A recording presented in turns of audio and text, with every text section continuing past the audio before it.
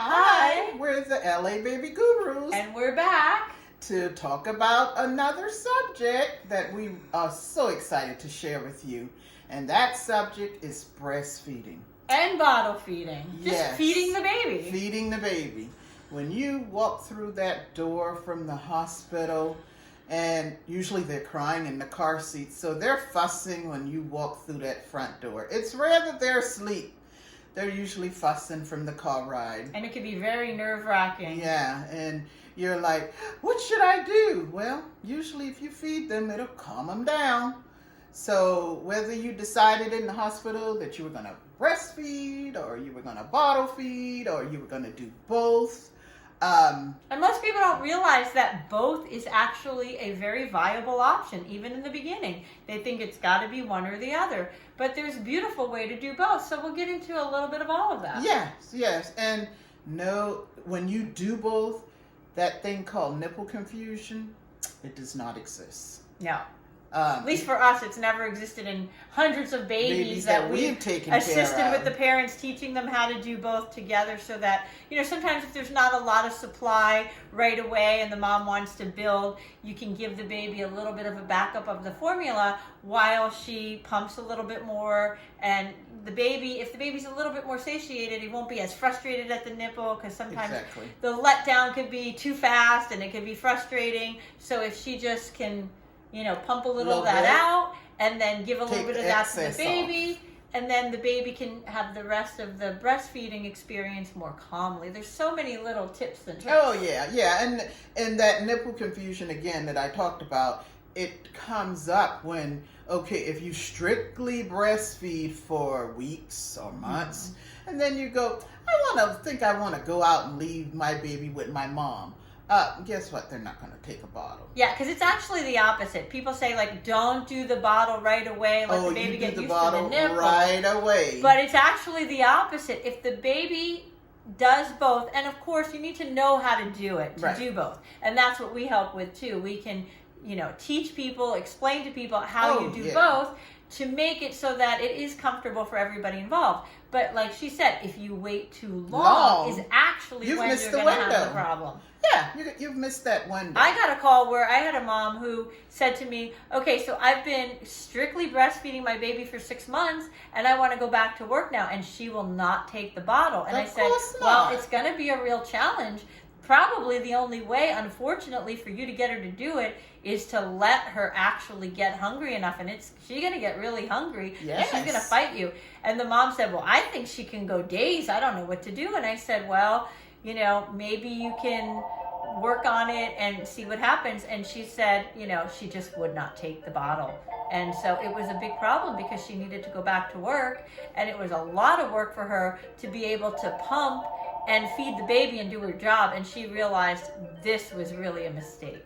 Yeah, but it's a big mistake. So, when you walk through that door and you're wanting to feed that baby, and you decide, you're going to breastfeed, don't leave the baby on one side too long. If you want to start with your left side, 20 minutes. Well, 10 in the beginning, it takes a little bit longer. Yeah, no more than 15. Take a pin or something that will attach to your bra, so you'll know which side you finished on. Because so many times you're like, what side did I finish on? Well, you need to attach something to the bra, so you'll know, that's the side I'm supposed to start on for the next feed. So if you do left, 10-15 minutes, burp the baby. If they're sleeping, change their diaper, tickle them, and then go to the right side. And usually the side that they're finishing on, they're not going to do it as long as the side that they started on. Exactly. And then the next time you switch and do the other side first. But like she was saying, when you do one side, before you go on to the next side, get that baby up and burp that baby. Take a couple minutes. Yes. Let that air come down. Let things move, because that's the other thing. If you just go from one to the other and they've been drinking a lot, then it can get gassy and all kinds of things can happen. Yes. So in between, and Yes. it also stimulates them, like you said, in case they get sleepy or something like that. Yes. So, and it can be time consuming, but again, you want to enjoy your breastfeeding. You really want to bond with your baby. You want to have that skin to skin.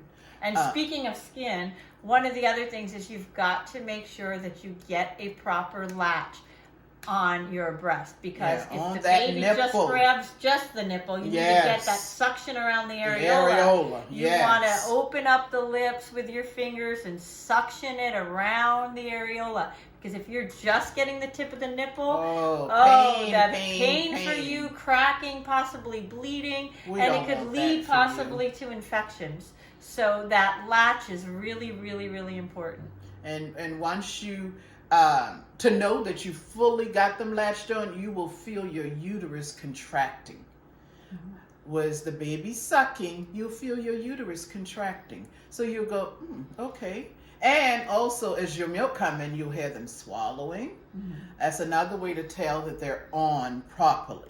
And you'll feel the difference. Like if you get just the nipple, and then like maybe you'll see our video and you'll be like, oh, I need to get it around the areola. You will literally feel the difference on your breast of how it feels. I tell you, one time I walked into a job and the mom had the baby on the breast and he was just on the nipple, and I saw it, and I saw her like, and I said, okay, let me take him off and get him on properly, and let me show you how to do it, because you are going to hurt yourself. And so she had been alone for several nights, and sure enough, within a few days, she'd had an infection. But then we got it all squared away, and we did it properly, and then her experience was way better, because it just can be so horrible for you that you really want to make sure that you get that latch properly. Yeah, so again, you want to enjoy your baby, enjoy feeding your baby, and not when it's time to feed, you go, oh, I got to go through that pain again. Yeah. We don't want that for you. No. Or the experience where, okay, let's say your production is really, really low. Yes. You know, how many times do you go into a job and the baby's screaming and screaming and screaming? Yeah. And they even have formula right there in the house, but they've been told by the, don't use it, whatever. But the baby is screaming and starving. And sometimes just a little bit of a backup with like an ounce with that formula while you're getting your production. If you have plenty of milk, then great. If you can use strictly breast milk, do some pumping, some nursing. I mean, you can do it any way you want. If you're going to be there and you can do every feed with the baby on the breast and you want to, then more power to you. That's great. Yes. But if you are going to have some family members help out, or you want to learn how to do a bottle, which is really great because then the fathers can get involved. Of course. You know, and you have enough milk, that's great. But when there's not enough milk, everybody in the house is going to be miserable, because a hungry baby and a stressed out mother, a happy baby, is a very, very difficult situation. Very difficult situation. So don't be too proud to say or admit, I just don't have enough milk for my baby. There's nothing wrong with that.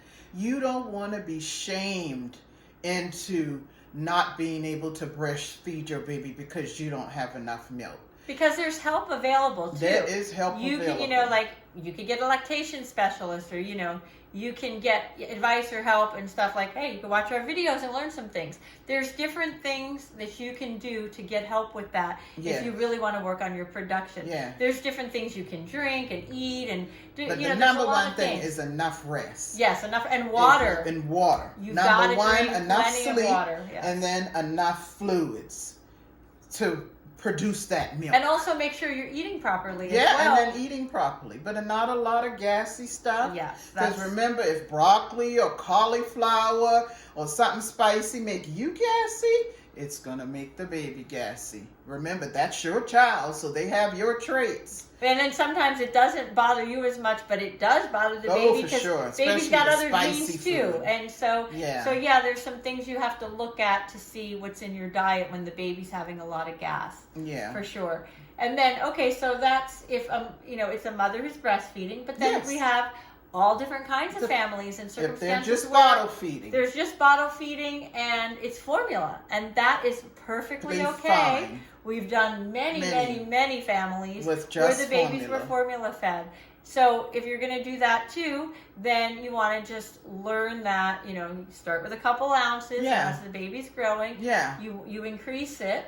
Yeah, and you know, I always say you can put a 2-year-old, two 2-year-olds side to side, and you're going to be able to say, oh, that one was formula fed, and then that one was breastfed.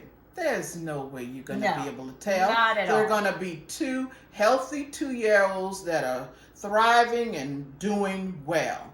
So whatever thing that you choose to do, don't let anybody shame you into your choice for your baby and your family. Yeah, we've had clients, I mean, I know, I had one not long ago, that basically the whole family, friends were pressuring her that she had to breastfeed. And she said to me, I can't, it's not for me. I'm on anxiety medication. I just can't do this. Yeah. And I've actually had it happen several times. And 100% back that mother up and support her and let her feel free to say, no, I can't do this. Of course. And then she gets the baby on formula, and guess what? Everything is better. She's calmer and happier. The baby's eating well, and everybody is thriving.